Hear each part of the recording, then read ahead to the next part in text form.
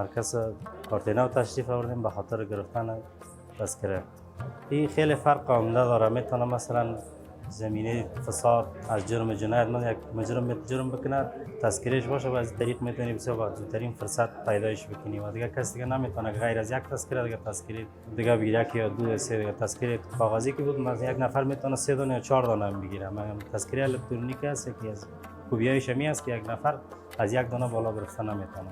تو امروز ما فرم خانه‌پوری کردیم از طریق آنلاین خانه‌پوری کردیم و امروز آمدیم به خاطر بایومتریک و فعلا هم به نوبت چشتیم دیگه ان شاء الله کار میشه. نظر من این است که تذکره الکترونیکی سهولت بیشتر و از تذکره کاغذی که پرتر هم است و هر جای کار آمد هم میشه خوبتر از زود خراب هم نمیشه و به خاطر من فعلا میخواستم کارت بانکی بگیرم که به خاطر از اون تذکره برقی ضرورت دارم و به می خاطر فعلا آمدیم تذکره هم بگیرم.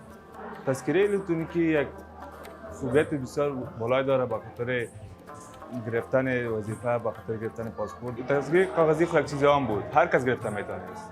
مثلا یک شخص به سابق 5 دانه تذکره کاغذی داشت، حالا فعلا هم یک تذکره الکترونیکی در هر کس گرفته میتونه.